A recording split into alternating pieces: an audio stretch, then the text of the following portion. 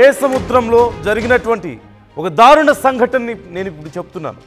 ఇద్దరు పిల్లల్ని కన్న తల్లే చంపేసింది. మనీష్ నేహాల్ను గొంతు పిసికి చంపింది ఆ కన్న తల్లి. 9 నెలల క్రితం చిన్న కొడుకు నేహాల్ను సంపులో పడేసింది శిరీష. 2 నెలల క్రితం పెద్ద కొడుకు మనీష్కు ఉరివేసింది అదే తల్లి. ఇద్దరిని చంపి ఎవరో చంపారంటూ నాటకాలాడింది. గతంలో పెద్ద కొడుకు గొంతు కోసి చంపేందుకు ఒకసారి ప్రయత్నించిందంటూ కూడా తెలుస్తోంది. కొంతకాలంగా శిరీష భర్త ఉపేందర్ మద్యానికి బానిసయ్యాడు. అయితే భర్త వేధింపులతో పిల్లల్ని చంపి తాను చనిపోవాలనుకుంది ఆ శిరీష. ఈ నేపథ్యంలోనే ఇద్దరు చిన్న పిల్లల్ని కన్న తల్లే తన చేతులతో తానే చంపి ఆ తర్వాత తనకేమీ తెలియదన్నట్లుగా తన పిల్లలు చనిపోయారంటూ బయట నాటకాలాడే ప్రయత్నం చేసింది. అయితే అసలు విషయం బయటపడింది. ఇప్పుడు భర్త వేధింపులు భరించలేక, భర్త తాగి తనను చిత్రవద చేస్తుంటే ఆ వేధింపులు భరించలేక తాను కూడా పోతే తాను చనిపోతే తన పిల్లలు ఏమైపోతారన్న భయంతో ఆ తల్లి ఇలాంటి దారుణానికి ఒడిగట్టింది అంటూ తెలుస్తోంది. కానీ ఇంతకంటే దారుణం ఇంకేదైనా ఉందా? కనీసం బాధ్యత లేకుండా పిల్లల్ని ఎందుకు కంటున్నారో తెలియకుండా వాళ్ళ సరదాల కోసం, వాళ్ళ సంతోషాల కోసం పిల్లల్ని కని భర్త ఏమో తాగి తందనాలాడుతూ భార్యని చిత్రవద చేస్తుంటే కనీసం వాళ్ళు మనుషులే, వాళ్ళకి ప్రాణం ఉందన్న కనీస విచక్షణ లేకుండా తాను చనిపోవాలి కాబట్టి వీళ్ళు అడ్డు కాబట్టి వాళ్ళని కూడా చంపేసి తాను చనిపోదాం అనుకుందట ఆ తల్లి. ఇంతకు మించిన మూర్ఖత్వం ఇంకేదైనా ఉంటుందా? కేవలం వయసు పెరిగితే సరిపోదు, పిల్లల్ని కంటే తల్లిదండ్రులు అవ్వరు. ఇదిగో ఇదొక ఎగ్జాంపుల్. ఇలా చాలామంది పిల్లల్ని, చిన్న చిన్న పిల్లల ప్రాణాలు తీస్తున్న తల్లిదండ్రులు అనేక మంది ఉన్నారు.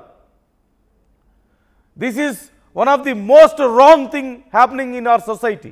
మన సమాజంలో జరుగుతున్న అతిపెద్ద తప్పు ఇదే. వయసు వచ్చిందని పెళ్లి చేసుకుంటారు, వాళ్ళ అవసరాల కోసం పిల్లల్ని కంటారు. కనీసం బాధ్యత లేకుండా తాగి తిరుగుతున్న వాళ్ళు, పిల్లల్ని రోడ్ల మీద వదిలేస్తున్న వాళ్ళు కొంతమంది అయితే రేపన్న రోజున వాళ్ళ అక్రమ సంబంధాలకు అడ్డొస్తున్నారనో లేదంటే ఇంకేదైనా వాళ్ళ సరదాలకు అడ్డొస్తున్నారనో పిల్లల ప్రాణాలు తీస్తున్న వాళ్ళు అనేక మంది ఉన్నారు. పిల్లలలో ఉన్న మార్కెట్లో దొరుకుతున్న వస్తువుల వాళ్ళు మనుషులే, వాళ్ళకి ప్రాణం ఉంది, మీలాంటి ప్రాణులే వాళ్ళు కూడా. కనీసం వాళ్ళ ప్రాణాలకు విలువ లేకుండా ఇష్టమైతే కంటారు, అవసరమైతే వదిలేస్తారు, ఇంకా కాదంటే చంపేస్తారా? ఎలా చూడాలి? వీళ్ళు తల్లిదండ్రులు అనాలా మనం? ఇలాంటి వాళ్ళని మళ్ళీ మనం దేవుళ్ళ కంటే ముందు పెట్టి చూస్తున్నాం. అందరినీ నేను అనట్లేదు, కానీ అట్ ద సేమ్ టైం అందరినీ ఒక తాటికి కట్టేయడం కూడా తప్పే. పిల్లల్ని కలనంత మాత్రాన ఆ తల్లిదండ్రులు దేవుళ్ళు అవ్వరు. వాళ్ళ భవిష్యత్తుని బాగా చూసుకున్నప్పుడే దేవుళ్ళు అవుతారు. వాళ్ళు ఒక ఎగ్జాంపుల్గా నిలిచినప్పుడే దేవుళ్ళు అవుతారు. ఇలాంటి భర్తలు, ఇలాంటి భార్యలు ఎందుకు అవుతారు?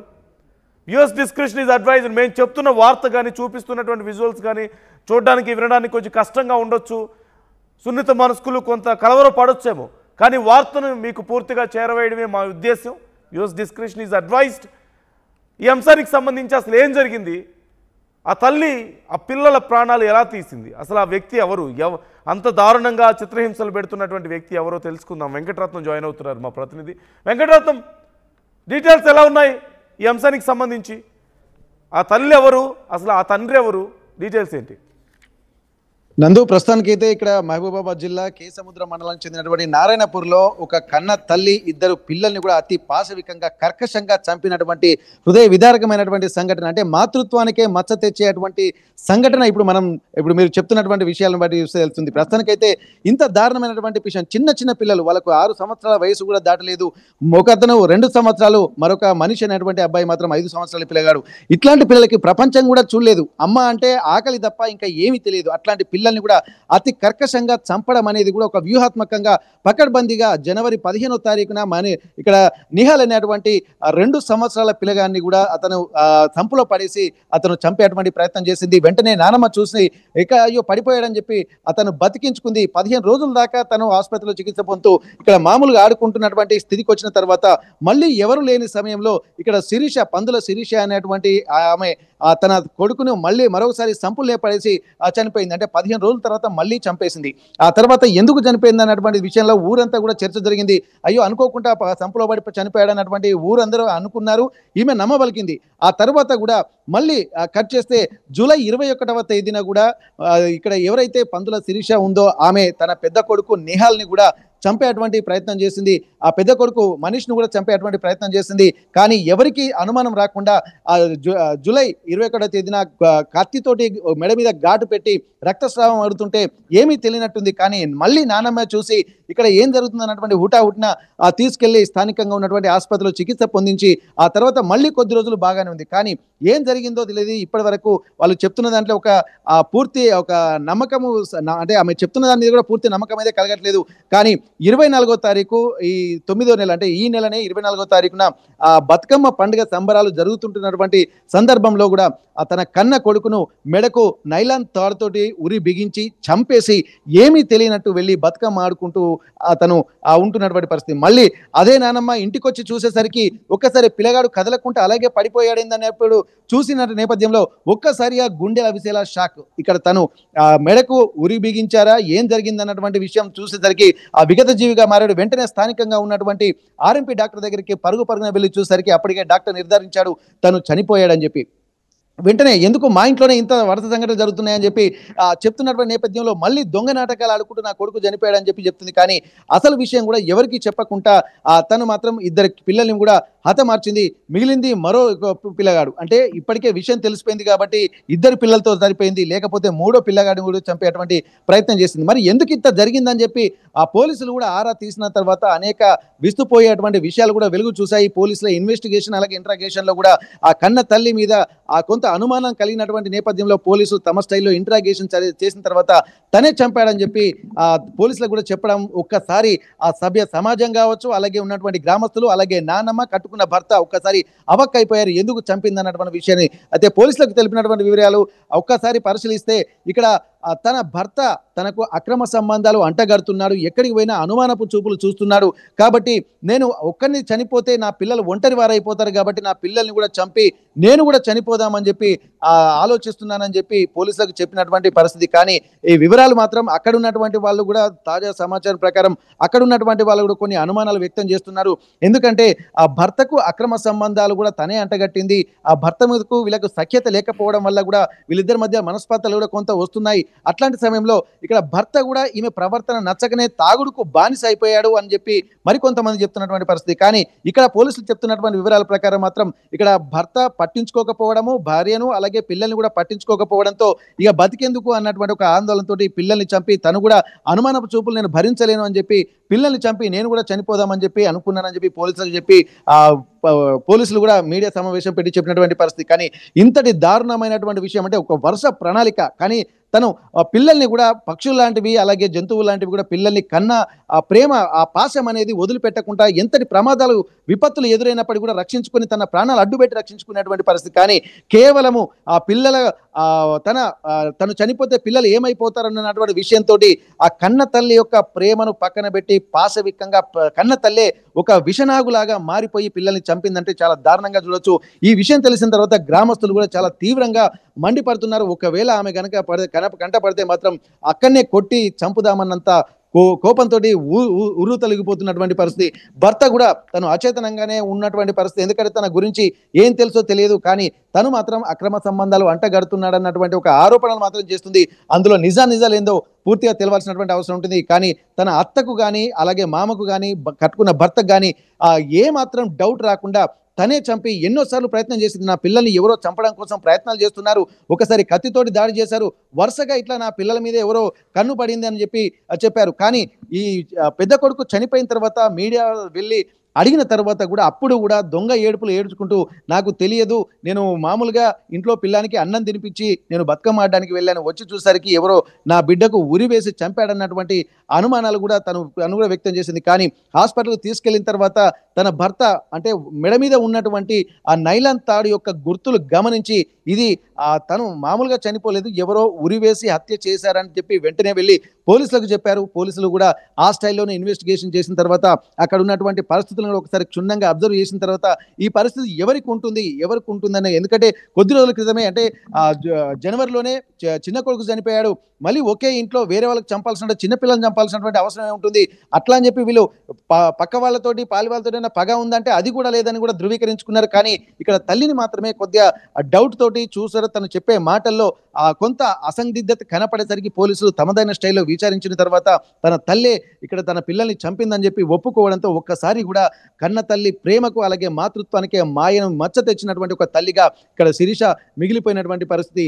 ఏదేమైనప్పటికీ కూడా ఇంతటి దారుణమైనటువంటి పరిస్థితులు గత కొద్ది రోజులుగా కూడా ఉమ్మడి వరంగల్లో జరుగుతున్నాయి. రీసెంట్ గా చూసినట్టయితే ఒక తల్లిని కొడుకు పిల్లలు తల్లిని చంపడము, పిల్లలు చంపడము ఇవి వరుసగా జరుగుతున్నాయి. అంటే ఇక్కడ బంధుత్వాలు అనేవి బయటి వాళ్ళకంటే ఇంట్లో ఉన్నటువంటి వాళ్ళు చంపినటువంటి హత్యలే ఎక్కువగా జరుగుతున్నాయని కూడా గమనించాల్సింది. అంటే కొంతమంది ఆస్తికి పోతే కొంతమంది అక్రమ సంబంధాల వల్ల కూడా ఇక్కడ జరుగుతున్నటువంటి పరిస్థితి.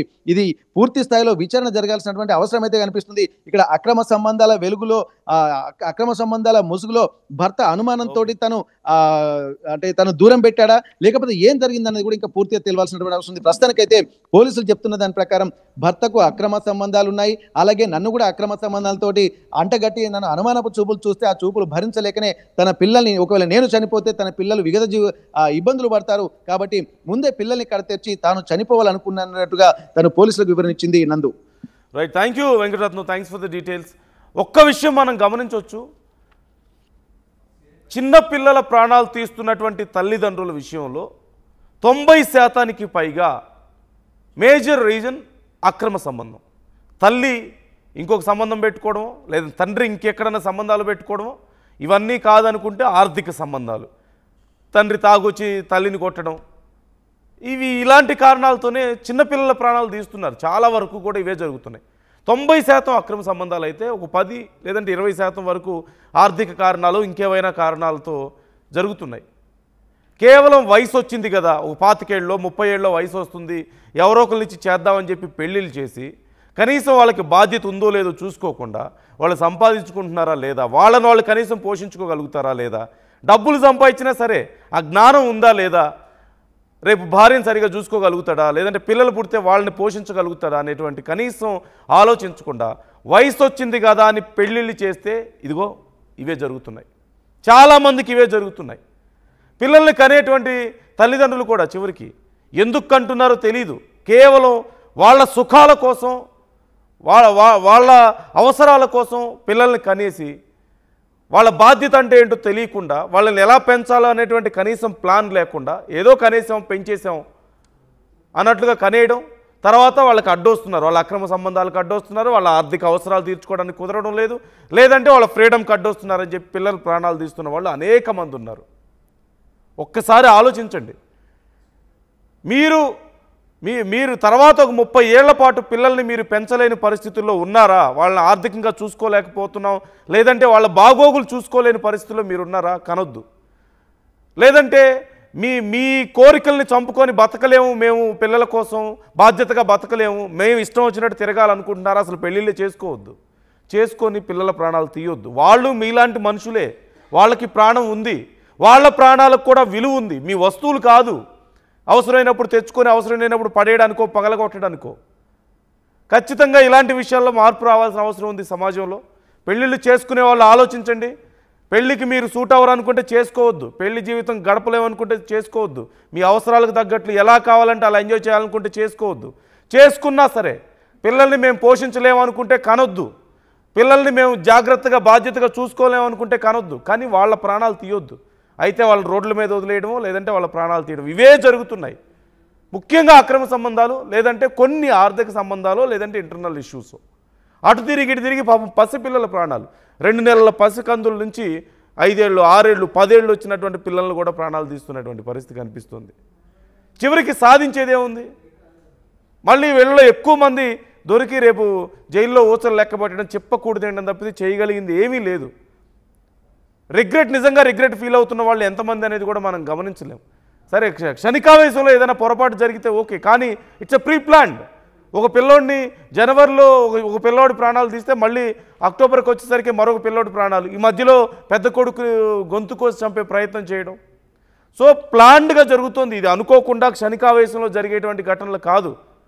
మొన్న మనం చూసాం, ఇక్కడ కేవలం ఆంధ్రప్రదేశ్లో తెలంగాణలో జరుగుతున్నవి కాదు, దేశవ్యాప్తంగా బీహార్లో ఉత్తరప్రదేశ్లో జరుగుతున్నటువంటి ఘటనలు. కన్న తల్లి అక్రమ సంబంధానికి అడ్డొస్తుందని చిన్న పాపం తీసుకెళ్లి చెరువులో పడేసిన సందర్భాలు మనం చూడలేదా?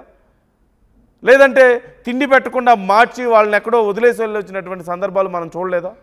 ఇక తమ చేతులతో తాము చంపుతున్నటువంటి, గొంతు నులిమి చంపుతున్నారు, పాయిజన్ పెట్టి చంపుతున్నటువంటి ఘటనలు కూడా ఎన్నో మనం చూస్తున్నాం. వీటన్నిటికీ మేజర్ రీజన్ ఏంటంటే అసలు వాళ్ళు అర్హులు కాదు, పెళ్లి చేసుకోవడానికి, పిల్లల్ని గండానికి అర్హులు కాదు. వయసు వస్తే సరిపోదు పెళ్లి చేసుకోవడానికి, ఇంకా చాలా అవసరం అవుతాయి. Unit basic maturity, unit basic income.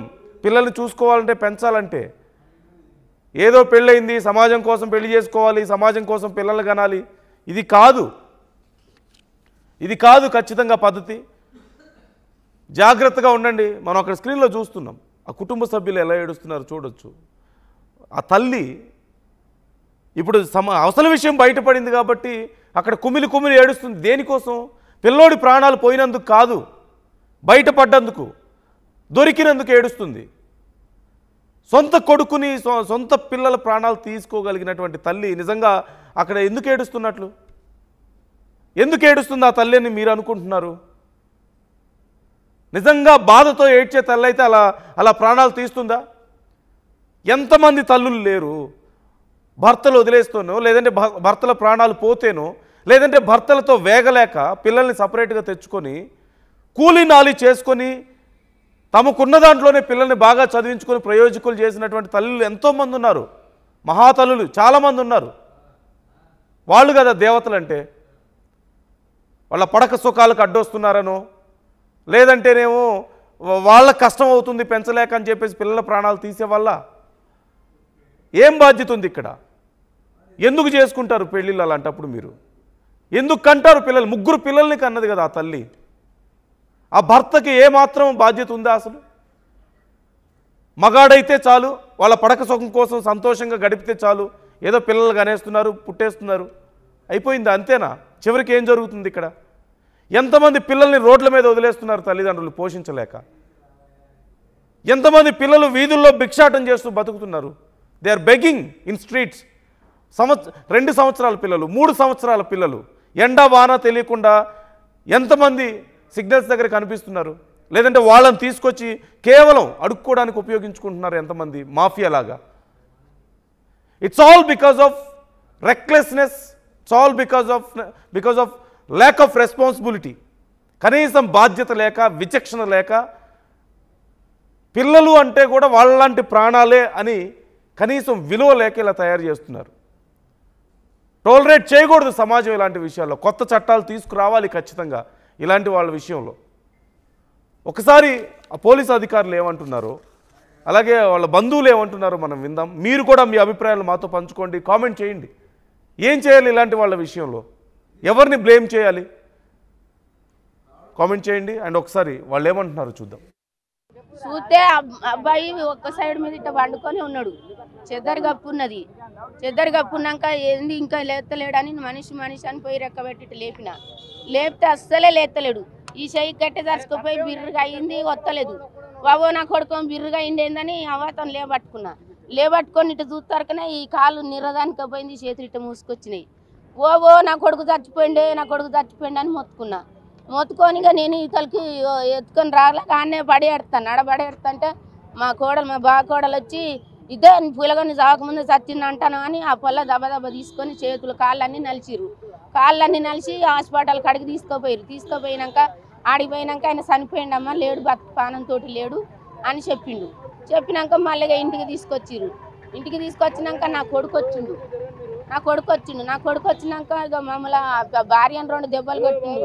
నన్ను అటు నెట్టేసిండు, అటు ఇసిరేసిన మేనానిగా మేము సప్పుడేకుండా ఏడ్చుకుంటూ అట్టనే కూర్చున్నాక ఏం చేసిండు, కొడుకుని ఏమన్నా చేసిరా ఎట్లా అని పోయి ఈ మెడకాయ ఇటు తిప్పిండు. ఎవరి మీద నన్ను చెప్పండి సారు, ఈ తల్లిని ఇంటికాడనే ఉంచిపోతాను నేను. ఎవరు ఏం చేసేది, నేను పత్తెర పోయిందని నేను ఎట్ట చూస్తా సారు? అది అన్న ఎప్పుడు చనిపోయిండో తెలియదు. నేను పొద్దున్నాక పోయేది. నేను 5:30కి ఇంటికి వచ్చిన. ఉరి పెట్టాం, నా కొడుకు చూసిండు. ఉరి పెట్టి ఉన్నదమ్మా, మీరు ఎట్లా చూసిరు, పిడిచి వచ్చిందని చెప్తారు. నా కొడుకు ఉరి పెట్టి ఉన్నదని అప్పుడు నా కొడుకు పోయి చూసినాక ఈ మెడక ఇట్లా తిప్పి చూసినాక ఉరి పెట్టున్నది. అప్పుడు నా కొడుకును పిడిచే రాలేదు, నాకు జ్వరం రాలేదు, ఏది రాలేదు.